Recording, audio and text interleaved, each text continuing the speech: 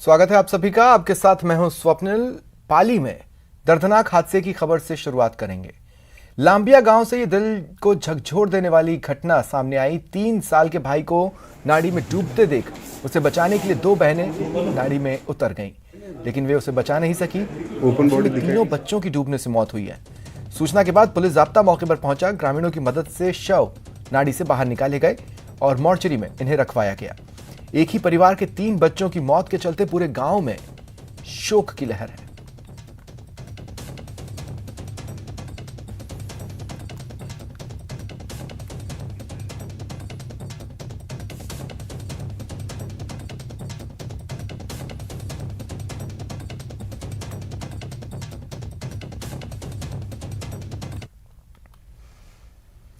बूंदी से बड़ी खबर है। 4 बच्चों से अश्लील हरकत करने के मामले में ये इस वक्त की बड़ी खबर, बड़ा अपडेट।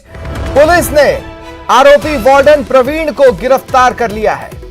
देखिए, इस वार्डन पर आरोप है 4 बच्चों से अश्लील हरकत करने का। वो फरार चल रहा था। पुलिस ने आखिरकार उसे पकड़ लिया है। गुरु कृपा नामक हॉस्टल का वार्डन आरोपी गिरफ्तार।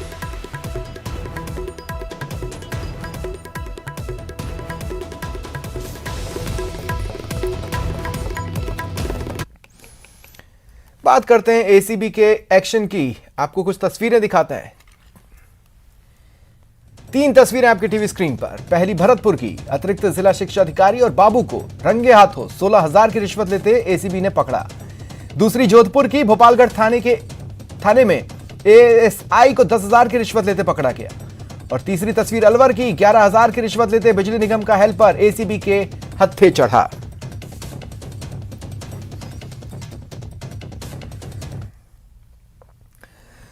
जरूरी नहीं कि हर खाकी वाला पुलिस वाला हो सकता है उसके तन पर वर्दी और मन में लूट की नीयत हो, इसलिए सावधान हो जाइए। होशियार, खबरदार।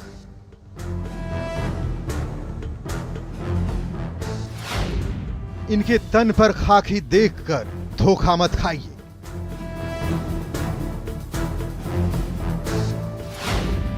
वर्दी पहने रक्षक नहीं बल्कि भक्षक हैं।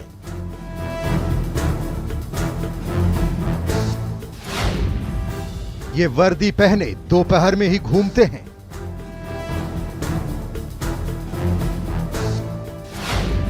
अकेली रहने वाली का फ्लैट ढूंढते हैं।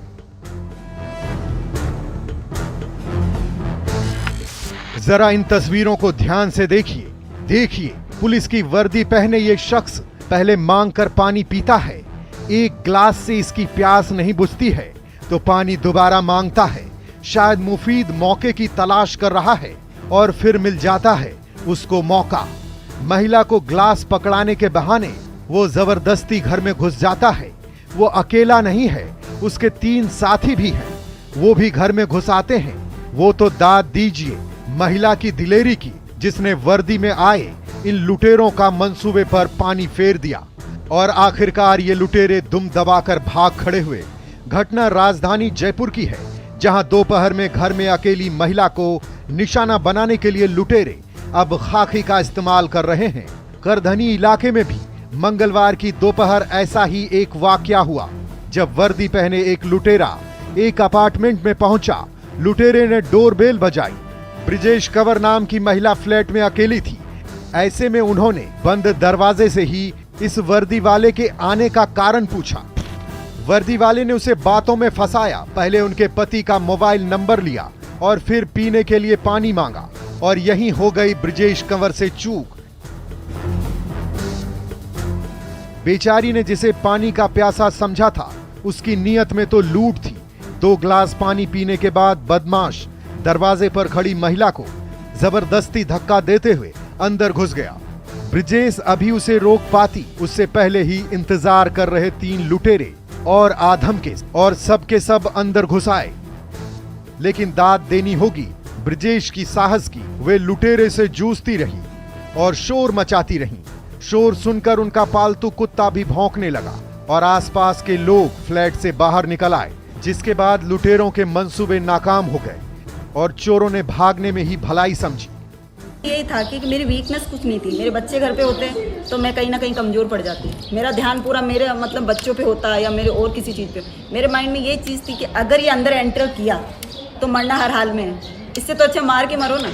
तो मैंने ये सोचा कि या तो ये रहेगा या मैं रहूँगी। गन दिखाने के बाद में मुझे 1% डर नहीं लगा, क्योंकि मेरे माइंड में मरने की तो थी ही नहीं। लूट की कोशिश सिर्फ करधनी इलाके में हुई हो ऐसा नहीं है। पुलिस को मानसरोवर इलाके से भी एक सीसीटीवी फुटेज हाथ लगी है, जिसमें पुलिस की वर्दी पहने 2 बाइक सवार एक मकान पर पहुंचकर डोर बेल बजाता है। हालांकि महिला दरवाजा नहीं खोलती है, जिसके बाद दोनों वहां से चले जाते हैं। इन दोनों घटनाओं से साबित हो गया है कि राजधानी में ऐसा गिरोह सक्रिय है जिसकी नजर पॉश कॉलोनी पर है, और वो दिन के उजाले में वैसे घर और फ्लैट को निशाना बना रहे हैं जिस घर में दोपहर में अक्सर महिलाएं अकेले रह जाती हैं। फिलहाल दोनों घटनाएं इसलिए टल गई हैं कि महिलाओं ने हौसला नहीं खोया। एक ने जहां दिलेरी दिखाते हुए लुटेरों को खदेड़ डाला, वहीं दूसरी घटना में महिला ने दरवाजा नहीं खोलने की सूझबूझ दिखाई। तो आप भी हो जाइए सावधान, रहिए खबरदार, समझ जाइए जैसे हर चमकती चीज सोना नहीं होता, वैसे ही हर खाकी वाला पुलिस वाला नहीं है। न्यूज़ 18 के लिए जयपुर से विष्णु शर्मा की रिपोर्ट।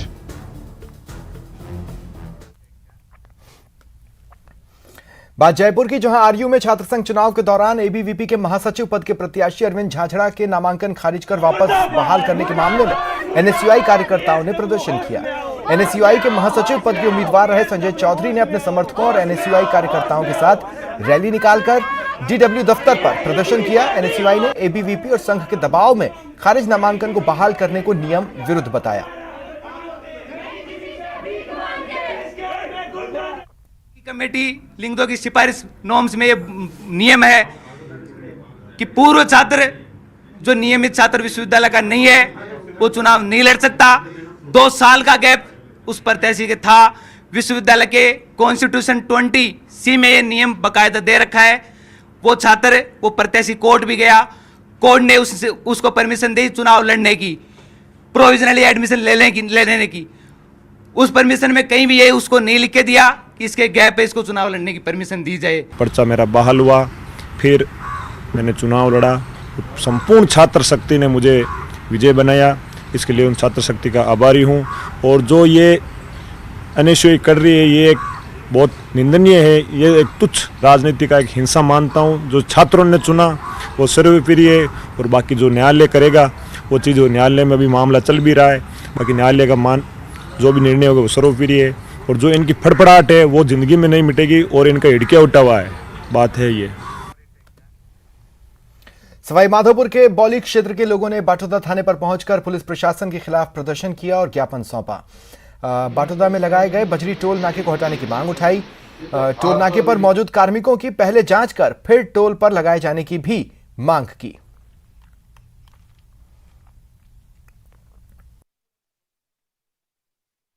माइनिंग के नियम से पहले थाने में देनी पड़ती है, जबकि थानेदार को यही पता नहीं है कि ये नाका भेज गए, जबकि थानेदार जी ने भी कागज मांगे तो कागज नहीं मिले। बिल्कुल गलत था ये, और अगर दोबारा ऐसी हरकत की तो ये जनता ईंट से ईंट बजा देगी। और हम इसके विरुद्ध हैं बिल्कुल भी, जो भी इस नाके के अंदर बेनिफिट से वसूली करते हैं। प्रदेश में चल रही सियासी बयानबाजी के दौर में अब गहलोत खेमे के मंत्री खुलकर उनके पक्ष में बयानबाजी कर रहे हैं। निवाई में चिकित्सा मंत्री परसादी लाल मीणा ने कहा था, गहलोत में विधायकों का विश्वास है, कोई कुछ भी कहे, लेकिन अशोक गहलोत की जादूगरी से ही सरकार बची। आज आपदा प्रबंधन मंत्री गोविंद राम मेघवाल का बयान सामने आया। उन्होंने मुख्यमंत्री गहलोत को विचारधारा ही बता दिया।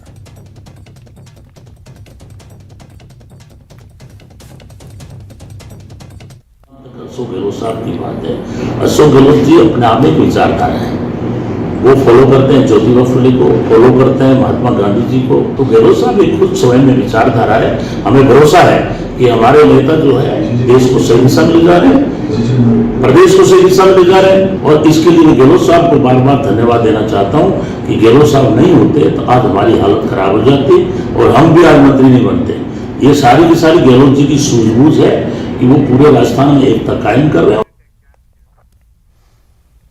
जयपुर जिले में आयोजित होने वाली सेना भर्ती रैली की तैयारियों को लेकर कलेक्ट्रेट में बैठक हुई।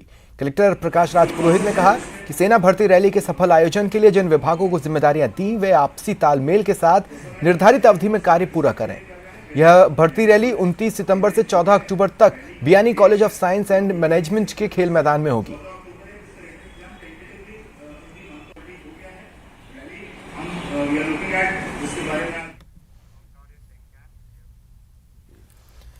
भीलवाड़ा के एक स्कूल में शिक्षकों की कमी और विद्यालय की जर्जर अवस्था को लेकर छात्राओं ने प्रदर्शन किया। कई घंटों तक चले प्रदर्शन के बाद भी जब मांग पूरी नहीं हुई तो स्कूल के बाहर हड़ताल शुरू की। मामला उपनगरपुर के राजकीय उच्च माध्यमिक विद्यालय का है।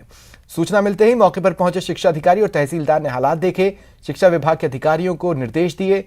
शिक्षा अधिकारी ने छात्राओं से समझाइश की, तब मामला शांत हुआ। हमारी स्कूल का भवन निर्माण पूरा जर्जर हो रहा है और वह कभी भी गिर सकता है और टॉयलेट शौचालय की सुविधा नहीं है, स्वच्छ पेयजल की सुविधा भी नहीं है और जहाँ पर स्टाफ की इतनी कमी, जहाँ पर 30 स्टाफ होना चाहिए वहाँ पर ओनली 14 स्टाफ है और एक क्लास में 125 लड़के बैठ के एक टीचर पढ़ाते, कैसे पढ़ाते और दीवारों से करंट आता है। मैं स्वयं भी मौके पे आई हूँ तो इनकी छात्राओं की कुछ मांग थी कि विद्यालय भवन जर्जर हो रहा है, ड्रिंकिंग वाटर और शौचालय और टीचर्स का कोई स्थानांतरण हो गया और उसकी जगह और टीचर्स को लगाने की इनकी मांग थी।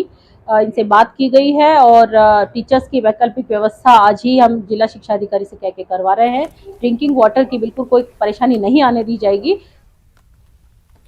कोटा में लंपी का खतरा बढ़ रहा है। कॉइन हाउस में 1.5 दर्जन गायों को क्वारंटीन किया गया। संक्रमित गायों में से 2 की मौत हो चुकी है, 4 स्वस्थ हुई हैं। बता दें, पीपलदा, रामगंज मंडी समेत कई इलाकों में गायों में लंपी के लक्षण दिखे। हालांकि अब तक 55,000 से अधिक टीके लगाए जा चुके हैं, लेकिन 20,000 गायों को टीके लगाया जाना बाकी है। कोटा में भी लंपी वायरस का खतरा बढ़ता जा रहा है और जो काइन हाउस है किशोरपुरा इलाके में, वहां जो संक्रमित गाय हैं उनको क्वारंटाइन किया गया है। यहाँ आप तस्वीरों में देख सकते हैं, इनको क्वारंटीन करने के साथ साथ इनके जो समुचित इलाज है उनकी व्यवस्था की जा रही है। उनके लिए खाने पीने की जो अलग है वो व्यवस्था की जा रही है। उनको सैनिटाइज किया जा रहा है और तमाम तरह की जो सुविधाएं हैं उनको संक्रमित गायों उनके लिए उपलब्ध करवाई जा रही है। यहाँ के जो इंचार्ज है उनसे बातचीत करते हैं। आपसे जानना चाहते हैं किस तरह की सुविधाएं इन जो संक्रमित गायों को के लिए की जा रही है। पशुपालन विभाग से 24 घंटे टीम गठित की गई है, वो वैक्सीनेशन हो रहा है, उनको संक्रमण की पूरी दवाइयाँ उपलब्ध करा रहे हैं हर समय। और सुबह शाम पशुपालन की टीम किस तरह के अलग अलग और मेडिसिन दे रही है? मेडिसिन दे रही है, अलग अलग प्रकार की जो उपलब्ध करा रहे हैं राजस्थान सरकार से पशुपालन विभाग को दवाइयाँ, वो टीम लगातार प्रयास में है। हाँ, वैक्सीनेशन भी पूर्ण 100% हो चुका है यहाँ पर। तो आप देख सकते हैं ये जो गाय हैं, करीब 1.5 दर्जन गायें जो संक्रमित हो चुकी हैं और तस्वीरें में हम आपको दिखाना चाहते हैं। ये तमाम 1.5 दर्जन से अधिक जो गाय हैं, उनके बछड़े हैं, ये संक्रमित हैं। इनको अलग से क्वारंटाइन किया गया है। वैक्सीनेशन की सुविधा भी इनको उपलब्ध करवाई गई है और जो मेडिसिन दिया जाना है वो दिया जाता है। सुबह और शाम पशुपालन विभाग की जो टीम है वो यहाँ दौरा करती है और उनको अलग तरह से खिलाने और पिलाने की व्यवस्था जो है काइन हाउस और पशुपालन विभाग के द्वारा की जाती है। और जो अन्य जो गाय हैं उनको बिल्कुल अलग रखा जाता है ताकि उनको संक्रमण फैलने की जो है आशंका नहीं रहे। कोटा से न्यूज़ 18 राजस्थान के लिए ओम प्रकाश मारू। लंपी का कहर बढ़ रहा है। नेता प्रतिपक्ष गुलाबचंद कटारिया ने गहलोत सरकार से लंपी को राज्य आपदा घोषित करने की मांग की। कटारिया ने कहा, लंपी से निपटने में सरकार पूरी तरह फेल साबित हुई। जाता पशु उसके बारे में कोई गिनती या कोई पता लगता है। गौशालाएं हैं या जहां कांजी हाउस है या गवर्नमेंट की व्यवस्था है उसका तो अता पता है, लेकिन इंडिविजुअल किसानों के पास या पशुपालकों के पास जो जानवर है उनके बारे में कोई ठीक तरह से आंकड़े नहीं। सरकार गंभीरता से नहीं ले रही है। केवल राष्ट्रीय आपदा करो, पहले राज्य आपदा तो घोषित कर दो जिसके कारण से कम दवाई और बाकी चीज़ें तो मिल जाए। उनका करने का काम तो वो करेंगे, आप अपने लिखते रहो पत्र, लेकिन राज्य आपदा घोषित करने में आपको क्या दिक्कत हो रही है जिसके कारण से आज की तारीख में राजस्थान में 1 लाख से भी अधिक पशुधन मर चुका है और लगभग 10 से लेकर 15 लाख पशु आज भी संक्रमित हैं। इस महामारी को जिस गंभीरता से लेना चाहिए, मुख्यमंत्री जी के खाली वीसी लेने से और अधिकारियों को वहां बैठे बैठे डायरेक्शन देने से जनप्रतिनिधियों को फील्ड में नहीं उतार पाए।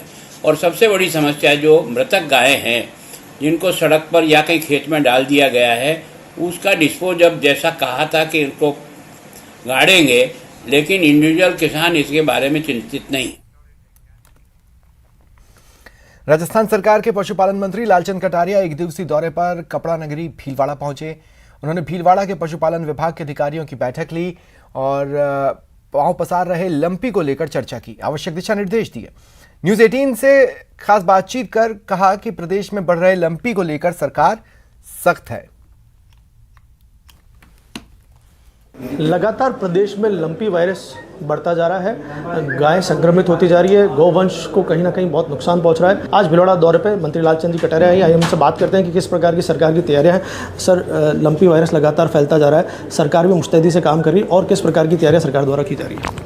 देखिए, सबसे पहले तो मैं आपको जानकारी दूँ कि ये लंपी वायरस जो है ये केवल राजस्थान में नहीं, देश के 13 राज्यों में फैला हुआ है। गुजरात से और पाकिस्तान बॉर्डर से इसकी शुरुआत हुई और जिस प्रकार की व्यवस्था राजस्थान सरकार ने, विभाग ने की और मुख्यमंत्री जी ने 15 अगस्त के दिन पूरे प्रदेश में वीसी के माध्यम से एक अवेयरनेस प्रोग्राम चलाया और उन्होंने ये आगाह किया पशुपालकों को, किसानों को, जनप्रतिनिधियों को कि ये महामारी है, इसमें हम सबको मिलकर काम करना है, जिस प्रकार से हमने कोविड में किया। मेरा तो इसमें ये निवेदन है कि हम दलगत राजनीति से ऊपर उठकर इस गोवंश को बचाने का काम करें। मुझे ये भी मालूम चला है कि कल कोई प्रदेश बंद का आह्वान भी लोगों ने किया है। मेरा तो इतना ही निवेदन है कि इसमें हमको बंद की तरफ ध्यान नहीं देके गोवंश को बचाने का काम करना चाहिए। शरीर गौ है, गौ माता है, उनको छोड़ दिया जा रहा है, प्रशासन उनको सही तरीके से डाइल्यूट नहीं कर रहा है, दफना नहीं रहा है। कहीं ना कहीं अभी आपने बीकानेर का मामला भी देखा होगा, जोधपुर में भी देखा होगा। सर, उसके बारे में क्या कार्रवाई की जा रही है? सर देखिए, बीकानेर और जोधपुर के बारे में जो हमने जानकारी प्राप्त की, जो मेरे पास जानकारी और सरकार ने लिखित में रिपोर्ट दी है, तो उसके बारे में मैंने कहा, हमने ये कहा भी कलेक्टर्स को, सरकार ने भी आदेश जारी किए कि लंपी से जिनकी डेथ होती है उनको अलग से दफनाया जाए, डिस्पोजल किया जाए। और उसके लिए ख़ास तौर से जो जिम्मेदार प्रशासन ही है वो कलेक्ट्रेट, नगर पालिकाएँ, नगर निगम, उनके सीओज वगैरह, नीचे पंचायत समिति लेवल पे बीडीओ, हमारे उपखंड अधिकारी, सरपंच वगैरह सबको आगाह किया गया है कि वो किसी भी मृत, लंपी से मृत पशु को बाहर नहीं छोड़ें और उसका डिस्पोजल ढंग से करवाएं। ये थे मंत्री लालचंद कटारिया, जिन्होंने कहा कि लंपी द्वारा मृतक मवेशी है उनको लिए आदेश दिए गए हैं कि लंपी वायरस से जो पीड़ित गाय हैं, जिनकी मृत्यु हो चुकी है, उनको अलग से दफनाया जाए। कैमरा पर्सन अंकुर सराटे के साथ राहुल कौशिक, न्यूज़ 18 भीलवाड़ा। रुकते हैं ब्रेक के लिए। प्रदेश में अगले 36 घंटों तक मानसून के सक्रिय रहने की संभावना है। इस दौरान कुछ इलाकों में भारी और एक दो स्थानों पर भारी बारिश की संभावना है। मौसम विभाग ने 16 सितंबर से प्रदेश में बारिश में कमी के आसार जताए हैं। मौसम विभाग के निदेशक राधेश्याम शर्मा ने बताया कि 16 सितंबर से पूर्वी राजस्थान में भारी बारिश में कमी होगी। उन्होंने बताया कोटा, भरतपुर संभाग में कुछ स्थानों पर हल्की से मध्यम दर्जे की बारिश की संभावना है। पश्चिमी राजस्थान के बीकानेर, जोधपुर संभाग में आगामी दिनों में केवल छिटपुट स्थानों पर हल्की से मध्यम दर्जे की बारिश की संभावना है।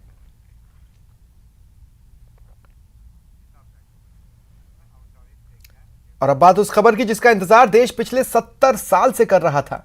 प्रधानमंत्री नरेंद्र मोदी अपने जन्मदिन के मौके पर देश को बड़ा तोहफा देने जा रहे हैं और यह तोहफा है चीतों का, जो भारत में विलुप्त घोषित कर दिए गए थे, लेकिन देश के जंगलों में एक बार फिर चीतों की रफ्तार दिखेगी। अफ्रीकी देश नामीबिया से 8 चीते भारत लाए जा रहे हैं। नामीबिया से चीते पहले जयपुर आएंगे, फिर जयपुर से एमपी के कुनो पालमपुर शिफ्ट होंगे।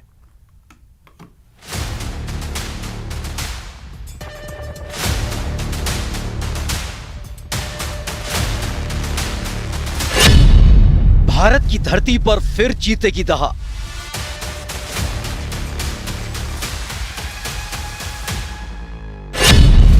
एक बार फिर जंगल होंगे गुलजार।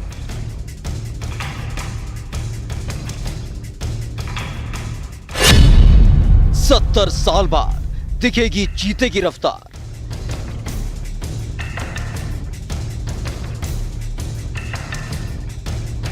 मध्य प्रदेश के कुनु नेशनल पार्क में वन विभाग के कर्मचारियों की ये तैयारियां हो रही हैं उन नए मेहमानों के स्वागत के लिए, जिनका इंतजार देश पिछले 70 साल से कर रहा था। कुनु नेशनल पार्क के इन्हीं रास्तों से जब आप अगली बार गुजरेंगे तो आपको यहाँ चीतों की मौजूदगी का एहसास भी होगा और उनकी हलचल भी महसूस होगी।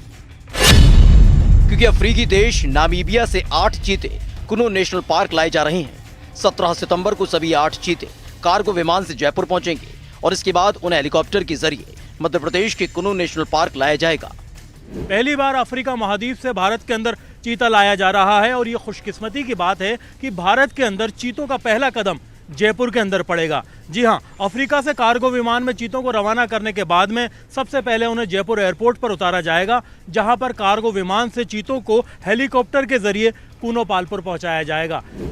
8 नए मेहमानों के स्वागत के लिए कुनो नेशनल पार्क में तैयारियां शुरू हो चुकी हैं, जहां पर इन चीतों को रखा जाएगा। वहां और उसके आसपास के पूरे इलाके में अलग से इंतजाम किए गए हैं। चीतों का नया घर बनेगा कुनो नेशनल पार्क। 750 वर्ग किलोमीटर में चीतों के रहने की व्यवस्था की गई है। इसके साथ ही 500 हेक्टेयर में चीतों का बाड़ा बनाया गया है।